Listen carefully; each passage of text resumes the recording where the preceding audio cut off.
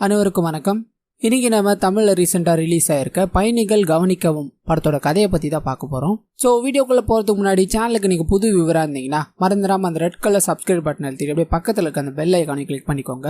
படத்தோட ஸ்டார்டிங்லேயே வாய் பேச முடியாத ஊமையா இருக்க படத்தோட ஹீரோவியா அவரோட ஒய்ஃபையும் காமிக்கிறாங்க. இவங்க ரெண்டு பேருக்குமே பாத்தீங்கன்னா ஒரே பிரச்சனை தான். ரெண்டு பேருமே வேலையை செஞ்சு வீட்டை காப்பாத்திக்கிட்டு இருக்காங்க. இவங்களுக்கு ரெண்டு பசங்க இருப்பாங்க, ஒரு பையன் ஒரு பொண்ணு. இவங்களும் பாத்தீங்கன்னா ஸ்கூல் தான் படிச்சுக்கிட்டு இருப்பாங்க. இப்படி எல்லாரும் வாழ்க்கையை போலவே இவங்களோட வாழ்க்கையும் பாத்தீங்கன்னா சாதாரணமா தான் போய்கிட்டு இருக்கு. இப்ப அப்படியே கட் பண்ணி ஆண்டனி அப்படின்ற ஒரு நபரை காமிக்கிறாங்க. துபாயில வேலை செஞ்சுக்கிட்டு இருக்க இவரு ஒரு மாசம் லீவு அப்படின்ற மாதிரி தன்னோட சொந்த ஊருக்கு வராரு. சோசியல் மீடியா மோகத்துல மூழ்கின ஒரு ஆள் எது பண்ணாலும் சோசியல் மீடியால போஸ்ட் பண்ணிட்டு தான் பண்ணுவேன் அப்படின்ற மாதிரி ஒரு கேரக்டர். இவர் அந்த ஏர்போர்ட்டுக்கு வர இவரோட ஃப்ரெண்டும் பாத்தீங்கன்னா அங்க வந்து பிக் பண்ணி வீட்டுக்கு கூட்டு போறாரு. அண்ட் வீட்டுக்கு போகும்போது கூட பாத்தீங்கன்னா பல வருஷம் கழிச்சு என்னோட அம்மாவை பார்க்க போறேன், அது உங்க எல்லாருக்கும் நான் லைவ்ல ஷேர் பண்றேன் அப்படின்ற மாதிரி ஒரு ஃபேஸ்புக்ல லைவ் போட்டுக்கிட்டே அவரோட அம்மாவையும் போய் மீட் பண்றாரு. அண்ட் இவரோட ஃபேமிலியில பாத்தீங்கன்னா ஒரு அக்கா ஒரு தங்கச்சி அண்ட் இவரோட அம்மா மட்டும்தான். அவரோட பெரிய அக்காவுக்கு பாத்தீங்கன்னா கல்யாணம் பண்ணி கொடுத்துட்டு இருப்பாங்க. அண்ட் இவர் ரொம்ப நாள் கழிச்சு வந்திருக்கிறதால ஃபேமிலி மொத்தமும் கூடுது. எல்லாரும் கும்பலா உட்காந்து சாப்பிட்டுக்கிட்டே இருக்கும்போது அப்பதான் இவரோட அம்மாவும் பாத்தீங்கன்னா இந்த வருஷம் எப்படியாவது உனக்கு கல்யாணத்தை பண்ணி தான் நான் உன்னை ஊருக்கே அனுப்ப போறேன், இந்த ஒரு மாசத்துக்குள்ள உனக்கு எப்படியாவது நான் கல்யாணத்தை முடிக்கிறேன்டா அப்படின்ற மாதிரி சொல்ல அங்க இருக்கிற எல்லாருமே ஆமா ஆமா அப்படின்ற மாதிரி கல்யாண வேலைகளை பார்க்க ஆரம்பிக்கிறாங்க. அண்ட் இந்த சைடு அப்படியே கட் பண்ணா ஹீரோவோட குழந்தைக்கு பயங்கர காய்ச்சல். ஒரு சாமியாரை கூப்பிட்டு வந்து பார்க்க கண் திருஷ்டி ஓவரா இருக்கு, உங்க வீட்டுல இருக்க எல்லாரையும் சுத்தி போடணும் அப்படின்ற மாதிரி சில மந்திரங்கள் எல்லாத்தையும் போட்டு அங்க இருந்து கிளம்புறாரு. ஆனா இன்னைக்கு நைட்டே பாத்தீங்கன்னா இவரோட ஹவுஸ் ஓனர் கூட சரக்கு அடிக்கணும் அப்படின்றதுக்காக கம்பெனி கொடுத்துக்கிட்டே இருப்பார். இவரோட ஹவுஸ் ஓனரோட பொண்ணு பாத்தீங்கன்னா மீடியால இருக்கிறவங்களா இருப்பாங்க. அவங்களும் அங்க வந்து சீக்கிரமா வீட்டுக்கு வந்து படுங்கப்பா, எவ்வளவு நேரம் குடிச்சுக்கிட்டே இருப்பீங்க அப்படின்ற மாதிரி சொல்லிட்டு போக இந்த நபரும் பாத்தீங்கன்னா இன்னும் ஒரு ரவுண்டு தான் இருக்கு அப்படின்ற மாதிரி குடிச்சுக்கிட்டே இருக்காரு. ஹீரோ கிட்ட பேசிக்கிட்டே இருக்கும்போது அப்ப ஹீரோவோட பையனை பார்க்கணும் அப்படின்ற மாதிரி ஒரு 4 பேர் வந்திருப்பாங்க. ஏன்னாச்சு அப்படின்ற மாதிரி இவரும் போய் விசாரிக்க, உங்க பையன் ஃபுட்பால்ல என்கிட்ட இருந்து ஷூவை கடன் வாங்கினா அதான் திருப்பி வாங்கிட்டு போக வந்திருக்கேன் அப்படின்ற மாதிரி சொல்ல இவருக்கு லைட்டா சோகமாகுது. தன்னோட பையனை போய் பாக்குறாரு. ஷூ எங்கடா அப்படின்ற மாதிரி அந்த கிழிஞ்சு போன ஷூவையும் பார்த்துட்டு அப்பாவுக்கு இந்த மாசம் சம்பளம் வரும், நான் புது ஷூ வாங்கி தரேன் அப்படின்ற மாதிரி சைகையிலே சொல்றாரு. இப்போ அப்படியே கட் பண்ண ஆண்டனியை காமிக்கிறாங்க. வீட்டில் கல்யாண வேலை பார்க்க ஆரம்பிச்சிட்டாங்க இல்லையா, இதுக்கு மேலேயும் பொறுமையாக இருக்கக்கூடாது அப்படின்ற மாதிரி முடிவு பண்ணி இவர் ஸ்கூல் டேஸில் பார்த்தீங்கன்னா ஒரு பொண்ணை லவ் பண்ணிக்கிட்டு இருந்திருப்பார். ஆனால் அது விஷயம் அந்த பொண்ணுக்கே தெரிஞ்சிருக்காது.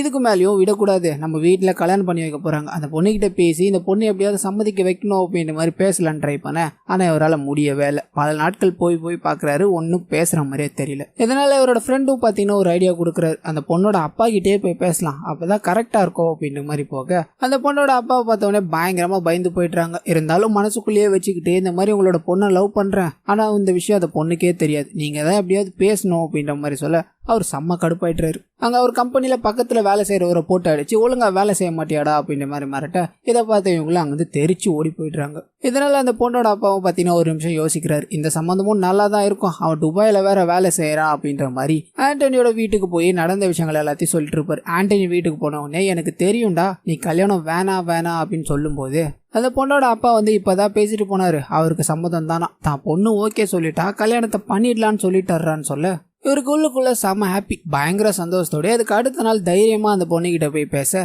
அவங்களுக்கு இவரை பார்த்தீங்கன்னா ரொம்பவே பிடிச்சி போயிடுது. 2 பேரும் லவ் பண்ணவும் ஆரம்பிக்கிறாங்க. கல்யாண வேலைகள் எல்லாமே இன்னொரு சைடு நடந்துகிட்டே இருக்கு. அப்படியே சில நாட்கள் ஓடி போகுது. இன்னொரு சைடு ஹீரோவை காட்டுறாங்க. ஒரு ஸ்கூல்ல பார்த்தீங்கன்னா லைப்ரரியனா இருப்பார். தன்னோட வேலையை பார்த்துக்கிட்டே இருக்கும்போது அவரோட ஃப்ரெண்டு ஓடி வந்து இந்த மாதிரி உன்னோட பொண்ணுக்கு ஜுரம் அதிகமாயிடுச்சான், அதனால ஹாஸ்பிட்டல சேர்த்து வச்சிருக்காங்களா, நீ போய் என்னன்னு பாருன்னு சொல்ல இவரும் வேகமா ஹாஸ்பிட்டல் போறாரு. அங்க இருக்கிற டாக்டரும் பாத்தீங்கன்னா இவங்களை கூப்பிட்டு வச்சு இந்த மாதிரி உங்களோட பொண்ணுக்கு சாதாரண ஜுரம் அப்படின்ற மாதிரி விட்டுட்டீங்க, ஆனா உங்க பொண்ணுக்கு இருக்கிறது நிமோனியா, அது நுரையீரல் பாதிச்சிருக்கு, ஒரு 2 நாள் ஹாஸ்பிட்டல்ல ரெஸ்ட் எடுத்தாங்க அப்படின்னா கம்ப்ளீட்டா ரெக்கவர் ஆயிடுவாங்க அப்படின்ற மாதிரி சொல்ல இவரும் பாத்தீங்கன்னா ஹாஸ்பிட்டல்ல இருந்து எல்லாரையும் அமுச்சு விட்டுட்டாரு. பையன் வீட்டுக்கு வந்துருவான், நீ போய் பையனை பாத்துக்கோ, பொண்ணை நான் பாத்துக்கிறேன் அப்படின்ற மாதிரி இவரோட ஒய்ஃபையும் வீட்டுக்கு அமிச்சிட்டு இவர் மட்டும் பாத்தீங்கன்னா அங்கேயே ஸ்டே பண்றாரு. அன்னைக்கு நைட்டு ஃபுல்லாவே பாத்தீங்கன்னா இவர் தூங்கவே இல்லை. என்னாச்சு அப்படின்ற மாதிரி தன் பொண்ணை பத்தியே நினைச்சுக்கிட்டே இருக்க அடுத்த நாள் காலையிலேயே ஆகுது. தன்னோட பொண்ணு சரியாயிட்டாங்க அப்படின்ற மாதிரி தன்னோட பொண்ணையும் பார்க்க அண்ட் இவரோட ஒய்ஃபும் அங்கே வந்துடுறாங்க. அப்படியே இன்னொரு நாளும் ஓட ஆரம்பிக்குது. எல்லா ட்ரீட்மெண்ட்டும் முடிச்சு தன்னோட பொண்ணு ஃபுல் ரெக்கவர் ஆயிட்டா அப்படின்னு தெரிஞ்ச உடனே தான்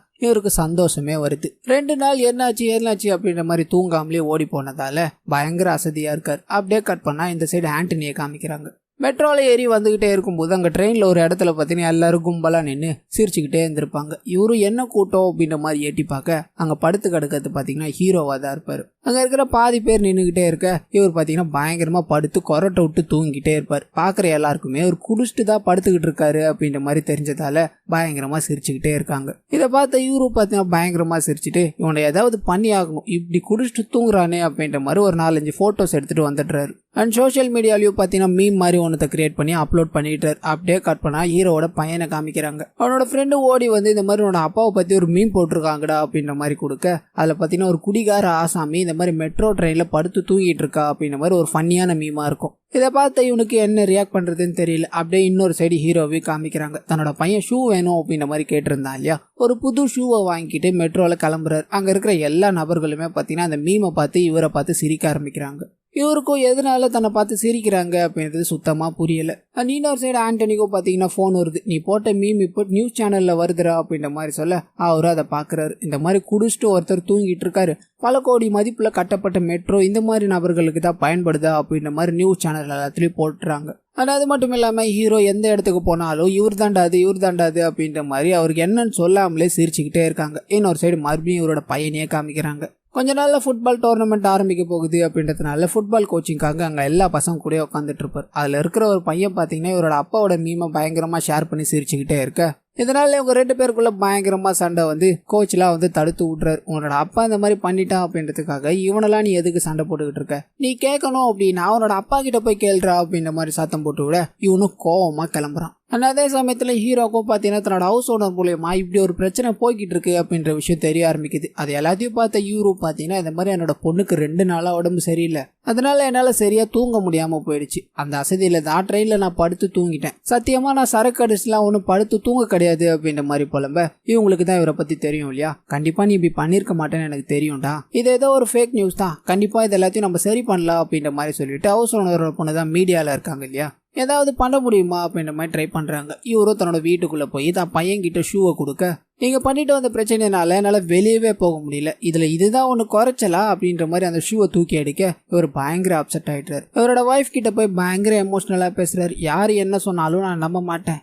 ஆனால் என்னோட பையனே இதை நம்புறானே, நான் குடிச்சிட்டுலாம் அங்கே ஒன்றும் தூங்க கிடையாது அப்படின்ற மாதிரி அழுதுகிட்டும் சொல்கிறாரு. வீட்டில் இருக்க யாருக்கும் என்ன பண்ணுறதுன்னே புரியல. அப்படியே கட் பண்ண ஆண்டனி சைடை காமிக்கிறாங்க. கல்யாணத்துக்கு தேவையான எல்லா வேலைகளுமே ஸ்பீடாக நடந்துக்கிட்டு இருக்கு. மறுபடியும் ஹீரோ கிட்டேயே வருது. இவர் இந்த மாதிரி பண்ணிட்டாரு அப்படின்ற மாதிரி எல்லா இடத்துலையும் நியூஸ் ஸ்ப்ரெட் ஆயிடுச்சு இல்லையா. இதனால அவரோட ஸ்கூலில் பார்த்தீங்கன்னா இவருக்கு வேலையை தற்காலிகமாக தூக்கிடுறாங்க. அசோசியேஷனில் பேசிட்டு ஒரு முடிவு எடுக்கிறோம், அது வரலையும் உங்களுக்கு வேலை இல்லை அப்படின்ற மாதிரி சொல்ல இவருக்கு என்ன ரியாக்ட் பண்ணுறதுன்னே தெரியல. அப்படியே அங்கேருந்து கிளம்பி சோகமாக வீட்டுக்கு போக இதுக்கு அடுத்த நாள்லாம் பார்த்தீங்கன்னா மீம் ஃபுல்லாக பரவ ஆரம்பிக்குது. இவரை பற்றி செய்தி எல்லாமே பயங்கரமாக பரவிக்கிட்டே இருக்க நிறைய விதவிதமான மீம்ஸ் எல்லாத்தையும் போட்டு இவரை பார்த்தீங்கன்னா பயங்கரமாக ஸ்பாயில் பண்ணிடுறாங்க. இவரோட வீட்டில் யாருமே இவர்கிட்ட பேச தயாராக இல்லை. இது எல்லாத்தையுமே நினைச்சு இவர் பயங்கர அப்செட்ல ஒரு இடத்துல உட்காந்துக்கிட்டே இருக்கும்போது அவரோட ஃப்ரெண்டு வந்து இவர்கிட்ட பேசுறாரு. எவனோ உனக்கு பிடிக்காதவன் தான் இந்த வேலையை பார்த்து விட்டுருக்கான், நம்ம அவனை கண்டிப்பா கண்டுபிடிச்சாகணும்டா, நீ ஒன்றும் கவலைப்படாத, தைரியமா அவனோட வீட்டுக்கு போய் எல்லாருக்கிட்டையும் பேசி பழகு அப்படின்ற மாதிரி சொல்ல, ஆனால் இவர் வீட்டுக்கு போகிற மாதிரியே தெரில. அப்படியே கட் பண்ண அவரோட வீட்டில் காமிக்கிறாங்க. ரொம்ப நேரம் அவர் வீட்டுக்கு வரல, என்னாச்சுன்னே தெரியல அப்படின்ற மாதிரி அவரோட ஒய்ஃப் அவரோட குழந்தைங்களும் அப்செட்டில் இருக்கும்போது அங்கே இருக்கிற ஹவுஸ் ஓனர் பார்த்தீங்கன்னா அவர் கண்டிப்பாக வந்துருவாருமா, தம்பி நீங்கள் கொஞ்சம் வாடா அப்படின்ற மாதிரி ஹீரோவோட பையனை கூப்பிட்டு தனியாக பேசுகிறாரு. உன்னோட அப்பா வாய் பேச முடியல அப்படின்றதுனால எவ்வளோ கஷ்டப்பட்டிருக்கான், அது எல்லாத்தையும் நீ படக்கூடாது அப்படின்றதுக்காக தான் நீ பிறந்த உடனே பேசணும் அப்படின்ற மாதிரி எல்லா கோயிலுக்கும் போயிட்டு இருந்தான். ஆனால் நீ பிறந்து 2 வருஷம் ஆகியும் கொஞ்சம் கூட பேசல. அதுக்காக உங்கள் அப்பா என்கிட்ட வந்து டெய்லி புலம்பிக்கிட்டே இருப்பான். நான் அவனுக்கு ஏதாவது ஒரு ஆறுதல் சொல்லி அனுப்பிச்சிக்கிட்டே இருப்பேன். அப்போதான் திடீர்னு ஒரு நாள் நீ பேச ஆரம்பிச்ச, அதுக்கப்புறம் தான் அவனுக்கு மூச்சே வந்தது அப்படின்ற மாதிரிலாம் சொல்லிட்டு உன்னோட அப்பாவால் பேச முடியாது, ஆனால் உங்கள் அப்பாவுக்கும் சேர்த்து நீ தானே பேசி ஆகணும், நீ அவர்கிட்ட பேசுறா, கோவம்லாம் இருக்கக்கூடாது அப்படின்ற மாதிரி சமாதானப்படுத்த இவனும் சமாதானம் ஆயிடுறான். ஆனால் அதே நேரத்தில் ஹீரோவும் அந்த சைடு வர தன்னோட அப்பா கிட்ட போய் பேச ஆரம்பிக்கிறான். நான் பண்ணது எல்லாமே தப்பு தான், என்னை மன்னிச்சிருங்கப்பா அப்படின்ற மாதிரி சொல்ல இவருக்கு ஒரு கோவமும் இல்லை. என் பையன் தானே நீ, நான் உன்னை மன்னிக்க மாட்டேனா அப்படின்ற மாதிரி ஜாலியாக பேசிக்கிட்டே இருக்க இது எல்லாத்தையுமே அங்கே இருக்கிற ஹவுஸ் ஓனர் பொண்ணு பார்க்குறாங்க. சோஷியல் மீடியாவால் இந்த குடும்பமே இப்படி இருக்கு அப்படின்ற மாதிரி முடிவு பண்ணவங்களும் அவங்க 2 பேரையுமே ஒரு ஃபோட்டோ எடுக்கிறாங்க. உண்மையிலே நடந்தது என்ன, எதனால அவர் அந்த மாதிரி படுத்து தூங்கினாரு அப்படின்ற எல்லாத்தையும் எக்ஸ்பிளைன் பண்ணி ஒரு போஸ்டையும் போடுறாங்க. இந்த விஷயம் அந்த சைடு இருக்க ஆண்டனிக்கு தெரிய வர என்ன பண்ணுறதுன்னு தெரியாமல் இது கண்டுக்காத மாதிரியும் விட்டுடுறாரு. ஆனால் இதே சமயத்தில் அந்த மீடியா பொண்ணு இருக்காங்க இல்லையா, அவங்க பார்த்தீங்கன்னா தன்னோட சேனலில் சொல்லி அது விஷயம் பார்த்தீங்கன்னா சேனல்லையும் போட ஆரம்பிக்கிறாங்க.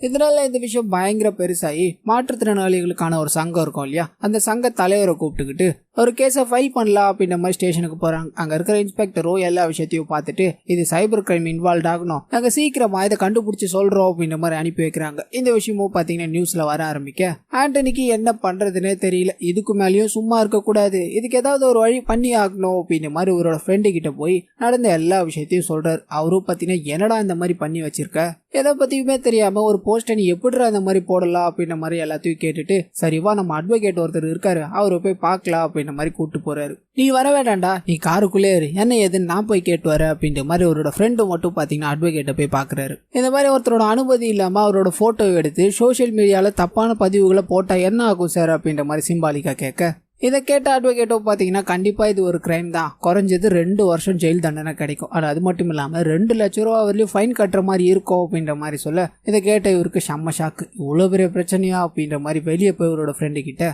நான் எல்லா விஷயங்களையுமே அவர்கிட்ட போய் சொன்னேன். அவர் இது எதுவுமே பெரிய விஷயமா கூட எடுத்துக்கலடா, இதெல்லாம் ஒரு பிரச்சனையே இல்லையா, நீ எதுவும் பயப்படாதடா அப்படின்ற மாதிரி இவர்கிட்ட சொல்லாமல் மறைச்சிடுறாரு. இதனால இவரும் கொஞ்சம் ரிலீஃபா ஃபீல் பண்ண இவரோட ரிசப்ஷனும் நடக்க ஆரம்பிக்குது. அங்க இவரை பார்க்கணும் அப்படின்றதுக்காக இவரோட ஃப்ரெண்டு பாத்தீங்கன்னா ஊர்ல இருந்து வந்திருப்பாரு. அவரை கூப்பிட்டுக்கிட்டு போய் அந்த அட்வொகேட் கிட்ட பேசினார் இல்லையா, அந்த நபர் தனியா பேச ஆரம்பிக்கிறார். இந்த சைடு ரிசப்ஷன் எல்லாத்தையும் முடிச்சுட்டு எங்க அவனுங்க போனானுங்க அப்படின்ற மாதிரி தேடிக்கிட்டு இவரும் போக அப்ப இவங்க 2 பேரும் பேசிக்கிட்டு இருக்கிறத கேட்கிறாரு. இந்த மாதிரி நான் அட்வொகேட் கிட்ட போனேன்டா, 2 லட்சம் ஃபைனு, அது இல்லாம 2 வருஷம் வரை ஜெயிலில் வர சொல்லி பயமுறுத்துறாரு.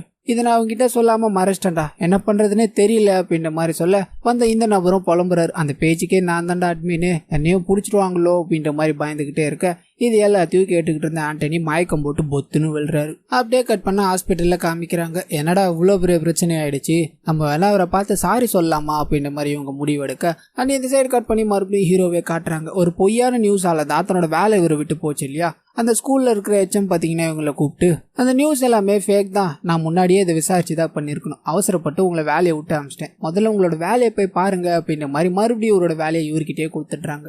இன்னொரு சைடு ஆண்டனிக்கோ பாத்தீங்கன்னா கல்யாணம் நடக்க ஆரம்பிக்குது. கல்யாணம் நடக்கும்போது கூட ஒரு பயத்திலே இருப்பாரு, எப்ப போலீஸ் வந்து நம்மள அரெஸ்ட் பண்ண போகுதோ என்ன பண்ண போறாங்களோ அப்படின்ற பயம்தான். இதனால கல்யாணம் முழுக்கவே பாத்தீங்கன்னா செம்ம டல்லா தான் இருப்பாரு. அங்க இருக்கிற எல்லாரும் என்ன ஆச்சு அப்படின்ற மாதிரி கேட்க யாருக்கிட்டையும் எதுவும் சொல்ற மாதிரியே இல்லை. ஆனால் இவரோட ஒய்ஃப் கிட்டயும் பார்த்தீங்கன்னா சரியா மூஞ்சி கொடுத்து பேசுற மாதிரியே இல்லை. இந்த பிரச்சனைகளால அவங்கள அவாய்ட் பண்ணிக்கிட்டே இருக்க அவங்களுக்கு என்ன அப்படின்றது சரியா புரியல. அண்ட் ஒரு நாள் இப்படி சாப்பிட்டுக்கிட்டே இருக்கும்போது ஹீரோவை பத்தி ஒரு விஷயம் தெரிய ஆரம்பிக்குது. ஹீரோ ஒரு ஸ்கூல்ல லைப்ரரினா வேலை பார்ப்பார் இல்லையா, அது எந்த ஸ்கூல்ல அப்படின்றதே உங்களுக்கு தெரிஞ்சு போயிடுச்சு. அவரை பார்த்து அவர்கிட்ட பேசணும் அப்படின்னா இது எல்லாத்துல இருந்து சால்வ் ஆகலாம் அப்படின்ற மாதிரி வேகமா கிளம்ப இந்த சைடு இவரை காட்டுறாங்க. ஒரு லேடி ஓடி வந்து போனை காமிக்கிறாங்க. இந்த நியூஸ்ல இருக்கிறது நீங்களா பண்ணீங்க அப்படின்ற மாதிரி கேட்க அந்த நியூஸையும் காமிக்கிறாங்க. இவர் அந்த ஃபேக்கான நியூஸ் எடுத்து ஒரு கேஸ் போட்டிருந்தார் இல்லையா, அந்த கேஸை நடத்த எங்களுக்கு பணம் தேவைப்படுது, உங்களால முடிஞ்ச உதவிகளை பண்ணுங்க அப்படின்ற மாதிரி ஒரு போஸ்ட்ல டொனேட் பண்ற விஷயங்கள் எல்லாத்தையும் போட்டிருப்பாங்க. இதை பார்த்தா உடனே இவர் நான் கண்டிப்பா இதை பண்ணல, இதை பண்ணது யாருன்னு எனக்கு தெரியும் அப்படின்ற மாதிரி வேகமா இவங்க சங்கத்தோட தலைவர் இருக்கார் இல்லையா, அவரை பார்க்கணும் அப்படின்ற மாதிரி கிளம்புறாரு. இவர் போன அதே நேரத்துல இந்த சைடு ஆண்டனியும் அந்த ஸ்கூலுக்கு வர அவர் இப்பதான் கிளம்பி போனாரு, எங்க போனாருன்னு தெரியலப்பா அப்படின்ற மாதிரி சொல்ல இவங்களும் பாத்தீங்கன்னா அவரோட வீட்டு அட்ரஸை வாங்கிக்கிறாங்க. அண்ட் இந்த சைடு ஹீரோவை பார்த்தீங்கன்னா அந்த நபர்கிட்ட போய் கேட்க அந்த நபரும் நான் தான்ப்பா போட்டேன், உனக்கு இந்த கேஸ்ல உதவியா இருக்கும் தான்ப்பா போட்டேன் அப்படின்ற மாதிரிலாம் சொல்ல இவர் பார்த்தீங்கன்னா செம்ம கோவப்பட்டு இந்த விஷயம்லாம் வேணாம், என் கேஸை நானே பார்த்துக்கு தெரியும், நீங்க முதல்ல நிறுத்துங்க அப்படின்ற மாதிரி சொல்லிட்டு அங்கிருந்து வந்துட்டுறாரு. இந்த சீன் ஏதாவது கட் பண்ணி இதுக்கு அடுத்த நாள் ஆண்டனியை காமிக்கிறாங்க. அவரை பார்த்து எப்படியாவது சாரி கேட்டு இந்த கேஸை வாபஸ் வாங்க வைக்கணும் அப்படின்ற மாதிரி வெயிட் பண்ணிக்கிட்டே இருக்க ஹீரோவும் வீட்டுல இருந்து கிளம்புறாரு. அவர் பின்னாடியே இவங்க வண்டியில ஃபாலோ பண்ணிக்கிட்டே இருக்க இந்த சைடு ஹீரோவும் வண்டி ஓட்டிட்டு போய்கிட்டே இருக்கும்போது ஒரு 2 பேர் பார்த்தீங்கன்னா ஒரு மேலே வந்து இடிச்சிடுறாங்க. அந்த இடத்துலயே வந்து இவருக்கு சின்னதாக அடிப்படை. இதை பார்த்து ஆண்டனி அவரோட ஃப்ரெண்டும் தூக்கலாம் அப்படின்ற மாதிரி போவாங்க. அந்த நேரம் பார்த்து அங்கே இருக்கிற எல்லாருமே கும்பல் கூட கூட்டம் ஆயிடுச்சு, நம்ம போனா பிரச்சனை ஆயிடும், இங்க இருந்து போயிடலாண்டா வாடா அப்படின்ற மாதிரி கிளம்பி போயிட்டுறாங்க. அப்படியே கட் பண்ணலாம் ஹீரோவை ஹாஸ்பிட்டல்ல காமிக்கிறாங்க. கட் எல்லாத்தையும் போட்டு அட்மிட் ஆயிருக்க அந்த இடத்துக்கு போலீஸ் இன்ஸ்பெக்டர்லாம் வராரு.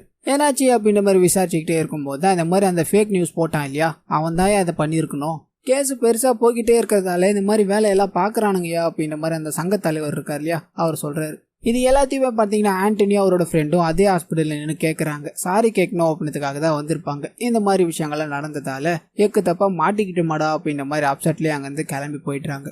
இதுக்கு மேலேயும் இங்கே இருந்தோம் அப்படின்னா கண்டிப்பாக பிரச்சனை ஆகிடும், நம்ம இங்கேருந்து முதல்ல போய் ஆகணும் அப்படின்ற மாதிரி ஒரு பாஸ்போர்ட் எல்லாத்தையும் எடுத்துக்கிட்டு அவரோட ஒய்ஃப் கிட்ட பார்த்தீங்கன்னா இந்த மாதிரி 1 மாதம் லீவில் தான் வந்தேன், ஆனால் உடனடியாக வேலைக்கு வந்தாகணும்னு சொல்கிறாங்க, இதனால நாளைக்கே நான் போய் ஆகணும், உன்னை வந்து அப்புறமா கூப்பிட்டு போற அப்படின்ற மாதிரிலாம் சொல்ல இவங்களுக்கு ஒரு சந்தேகம். ஏற்கனவே ஒரு மாதிரியா இருக்காரு, இந்த மாதிரி எல்லாம் பண்ணிட்டு இப்போ ஊருக்கு போறேன்னு வேற சொல்றாரு அப்படின்ற மாதிரி பயங்கரமா அழுது என்ன பிரச்சனைன்னு சொல்லுங்க அப்படின்ற மாதிரி கேட்டுக்கிட்டே இருக்காங்க. ஆனா அப்பயும் பாத்தீங்கன்னா அவர் எதுவுமே சொல்ற மாதிரி தெரியல. இல்ல ஒரு சின்ன பிரச்சனை தான், அது இப்ப எல்லாமே முடிஞ்சிருச்சு, இனிமேல் எந்த கவலையும் இல்லை, கண்டிப்பா நான் அவனை வந்து திருப்பி கூட்டு போறேன் அப்படின்ற மாதிரி சொல்லிட்டு ஊருக்கு கிளம்புறதுக்கான எல்லா வேலைகளையும் பாக்குறாரு. இன்னொரு சைடு ஹீரோ தன்னோட பையனுக்கு புது ஷூவை வாங்கி கொடுக்க அவனும் பாத்தீங்கன்னா நல்லா பிராக்டிஸ் பண்ண ஆரம்பிக்கிறான். ஃபுட்பால் மேட்சுக்கு ரெடி ஆயிட்டான். இன்னொரு பக்கம் அந்த ட்ரெயின்ல என்னென்னலாம் நடந்தது அப்படின்ற மாதிரி சைபர் கிரைம்ல சொல்லி செக் பண்ணிக்கிட்டு இருக்காங்க. அப்படியே இந்த சைடு மறுபடியும் ஆண்டனி தான் வீட்டுல இருக்கிற எல்லாருக்கிட்டையும் சொல்லிட்டு ஏர்போர்ட்டுக்கு போறாரு. அந்த நேரத்துல சைபர் கிரைமுக்கும் தெரிஞ்சு போயிடுச்சு இவரோட போன்ல இருந்து தான் அப்லோட் பண்ணிருக்காங்க அப்படின்ற விஷயம். இதனால அவரோட வீட்டுக்கு போக